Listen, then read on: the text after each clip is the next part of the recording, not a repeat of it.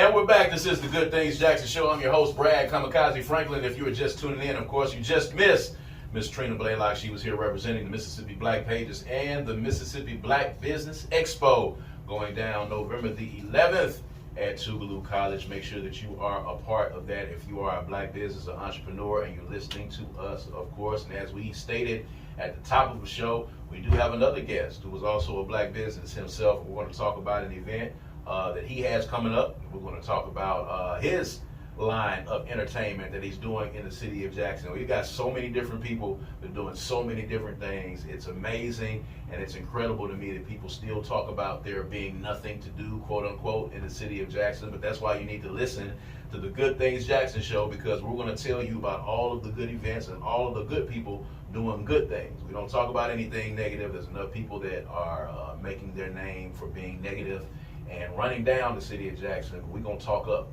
the city of Jackson. So we've got Mr. Peter Cole in the building. How you doing, brother? Hey, Brad, what's happening, baby? I'm good. Glad to have you here. You got an event coming up. So tell the people about yourself, and let's talk about black hat shows and talk about exactly that type of entertainment and what they can expect from black hat shows, and then we'll go into the event that you have. Okay, great. So I'm a Jacksonian. Been here my whole life. My mom taught school here. My dad was actively involved in the political landscape of Jackson for some years. I decided in about 2010 I wanted to get involved in doing promotions or producing, but I also knew all the guys that were already doing it, and it was like, you know, I can't compete with the best, so I'm gonna start on something that nobody locally is doing. And that's what you're actually supposed to do when you start things. You do something that's going against the grain. Well, and so I tried to figure out, so what can I do to reach the most people without alienating anybody, and to work more toward bringing people together rather than pull them apart.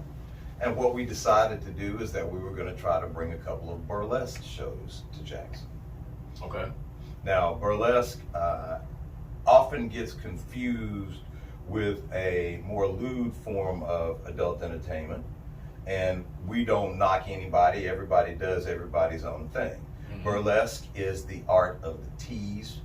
It is designed as a way to expose yourself to a different way of thinking on a temporary basis, to openly inspire you to do some other things, to inspire you to get out and get into something, get involved with something. Right. Our performers are primarily female. I'd say 95% female in this area. We recruit our performers from Mississippi, Georgia, and as far as New York and Illinois. However, it gets really expensive to bring those guys from a long ways away, so we're not able to do that as frequently as we'd like to. Yeah. So when you talk about burlesque as opposed to what a lot of people feel like burlesque is, you know, you talk about it being the art of the tease, whereas, you know, the other form of entertainment is a little bit more in your face and a little bit more brash. But, you know, burlesque is a form of entertainment that, you know, is probably, you know, spanned centuries. Absolute century. You know, going back even maybe even to vaudeville a little bit. So talk a little bit about even further back than that. Okay. In this country, vaudeville. I had the fortune in June to make a trip to Paris. I was there for a week, and I had an opportunity to catch a show at the Moulin Rouge, which is highly regarded as being the home of what we consider burlesque now. Okay. It is adult entertainment geared toward adults. The themes are adult, but when you're dealing with adults, you have to be able to reach a variety of adults. So you have to have diversity in your theme. You have diversity in your cast. You have diversity in your music selection. And then you have diversity in the acts as a result of all those things as well. Yeah. So let's talk about the show that you have coming up. You know, give the specifics on that, and then kind of talk about what the consumer can expect coming to this show. So we like to try to do a show around Halloween time every year. There's a couple of reasons for that. Obviously, everybody's feeling festive at Halloween. Everybody likes to be in a costume for Halloween. And it also usually is within 2 or 3 days of my birthday, which is at the end of the month as well. Yeah. So we make it a big party. It's not just our typical show. What you will look for on October the 28th at Moondance, which is the name of the show, is there will be some comedy, a little stand-up, and then there will be burlesque routines that accentuate the art of the peel, which means we're not going to come on stage completely disrobed. We may never get completely disrobed. That's not what we do. Right. But you'll think about it all the time that the show's happening. And that's kind of more of what we work toward. We work toward you using your own imagination to make the show exactly what you want it to be. I got it. So in using the art of the storytelling and the art of imagination. Now, let's talk about, you said you wanted to do something that everyone else is doing. This is definitely something that is against the grain of what's happening in the city of Jackson. So describe how it has been, scrapping and clawing your way up, trying to bring in a new form of entertainment and, what have been some of the, some of the obstacles that existed in you trying to push something that's new on the city of Jackson? I really appreciate that question. We did our first show, 2011, in the basement at Fire. This will be my 62nd show in the Jackson area. I have done as many as 8 in 1 year at one time. And the biggest obstacle that I've had is people still don't know it's happening. Right. I have used every room in Jackson just about. I've used Dueling Hall several times, 1 Block East, Hallam Mouse, Martin's, the Alamo, the Med Grill. Okay. Yeah. So I've tried to use every room in Jackson. I've tried to circulate amongst every group of people in Jackson just to spread the word, because I think once people get in there and they have that experience, one, it'll change their opinion. Their opinion may be a little bit restricted now because they haven't had a chance to see what it encompasses. Right. So when they get a chance to take a look and have a little fun, they go out with that belly laugh and they're rubbing their stomach because they've been laughing so hard, or just walk out with that look on their face like, I just saw something that kind of made me think differently. And that's what we try to do. Like I said, we tried to include all races of people. We've tried to include all cultures of people, male, female, black, white. I have some American Asian performers. We have tried to bring in everybody that we can to show that what we're about is more of inclusivity than exclusivity. We want everybody to have a chance to enjoy the show. Absolutely. So describe an instance where, and I know since you've been doing this since 2011, it's been a while. So, kudos to you for continuing over a decade doing this. We have a lot of promoters in this city that, don't have that kind of, time under their belt. They either get discouraged or, they do it for a couple of years and they decide to switch gears, but you have remained consistent over the course of a decade. So talk about an instance where you had someone who might have had one opinion of what they thought burlesque was, and you got them to come to a show and you completely changed their thought process on how they approach the kind of entertainment that you do. I could bring in a few people. My personal biggest triumph, I guess, we try to theme our shows. So we've done themes that transcended time, tried to transcend some cultures. We did a Nina Simone themed show, which was a beautiful show, but it ended up raining that night. We did a Queen themed show, which was a great show. It also rained that night. But the one show that I did that meant the most to me was we did a Billie Holiday themed show. Okay. I used a crew of performers from Atlanta, Georgia.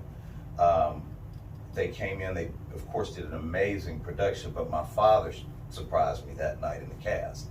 And when my father said to me, okay, that's not what I was expecting, and I asked him, I said, was that a good thing or a bad thing? He says, oh no, I enjoyed it. He says, I just didn't know what to expect. Right. And so that meant a lot to me in the fact that he was at least impressed by what I was doing. And my sister brought him, so that also helped.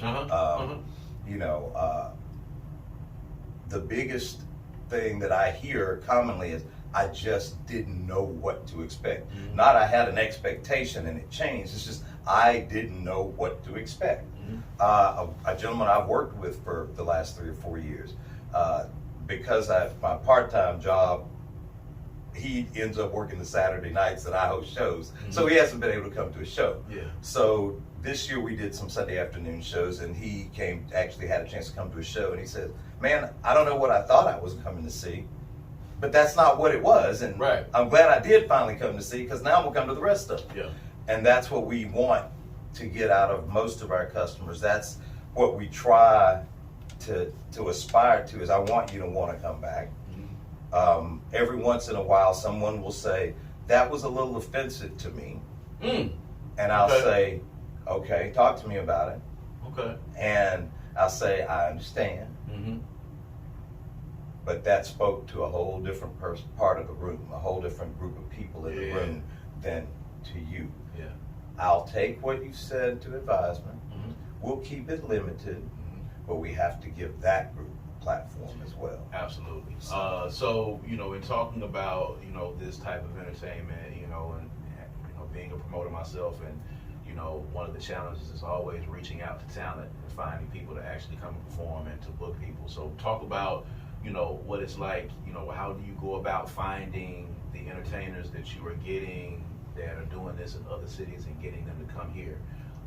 You know, how is that? How do you find them? Have you been to other burlesque shows in other cities, and how is the scene looking? And do you kind of, you know, find acts to bring here from there, or how does that usually work? So my first show was around the time the movie Burlesque with Cher came out. Okay.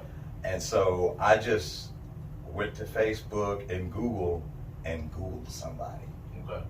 And, you know, A-Ball and MJG are known for quoting, I was 18 when I signed my first contract, and 18 and a half when I signed my worst contract. I can completely empathize with that, because that first contract was the first contract, but I learned a whole lot what not to do. Get you fast. Real fast. So as we started booking more talent, I asked the talent, I talked to the talent, what do you need? What do you want out of your venue, out of your promoter, out of your producers? And we pay competitive to I pay competitive to the entire southeastern United States, better than some markets.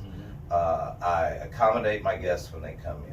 I try to show them a little bit of that famous Southern hospitality that they may not be getting in some other places. Of course. And so when you have a market such as New Orleans, which has about 300 documented performers, they're trying to get out of there too. They're like, look, it's the same people, it's the same venues. So it's fortunate for us that we're that close to New Orleans. Yeah. I do wish we had more local performers, because we could do it better with a little less money.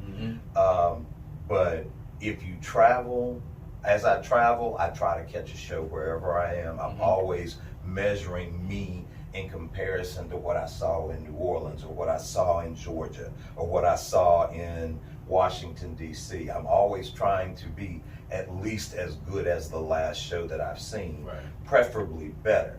And so based on what my performers are saying and what my guests that have seen shows in other venues and other cities, we are doing the work. We're doing the right shows, the good shows. The shows are as good as anybody else's, or better in some cases. I've had the fortune to have 2 of 21st Century Burlesque magazines #1 performers the year they made #1. Wow. Which was like a big deal, but they were both performers of color. And they empathize with a performer of color starting out in a market like Mississippi, and wanted the opportunity to open this market up. And Pearl Noire, if you ever look her up online, PERLENOIRE, is the most incredible performer I've had the experience of working with. She's on every format. She's doing a whole lot more with her craft now. She's doing some empowering messaging for performers and non-performers alike, for women and black women specifically.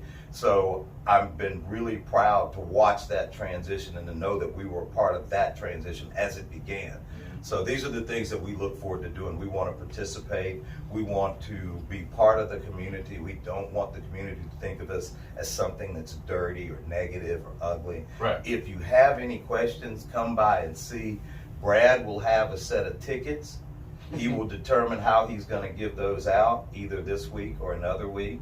I look forward to somebody new coming to his show. Yeah, so where do you see this scene, and where would you like to see it going forward? I always talk to people when they start doing new things in the city, and of course, it takes a long time to get really people does. acclimated to what you're doing. And like I said, you have been consistent with it. So where do you see the burlesque scene maturing and getting to? Where would you like for it to get to in the future? Early on, what I felt like was something that could be done was a once a month show at a specific venue, so that it becomes a regular, known, routine event. So, you know, first Sunday of the month, first Saturday of the month, you don't know what else is going on. Well, you know there's going to be this show at X. That's where our vision was first. To try to get there, we tried to try different rooms, we tried different frequency. What we feel like now is the working thing is 2 shows a year unless somebody asks for them. That way we can afford to do them as big as we want to do them, and we can continue to do the size show that we want to do.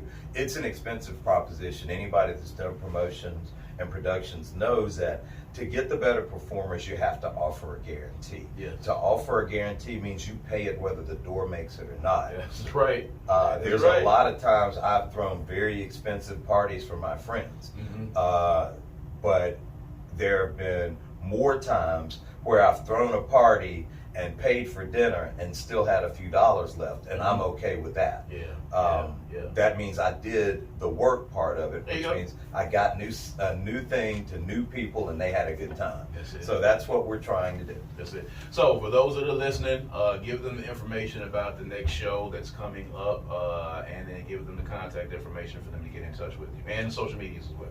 All right, our social media presence is Black Hat Shows or Black Hat Burlesque on IG, because IG is different. We are on Facebook. Our next show is October the 28th at Hal and Mal's in the Red Room. It is called Moondance. That happens to be a full hunter's moon that night. Okay. It is Halloween themed. Costumes are not only welcome but encouraged.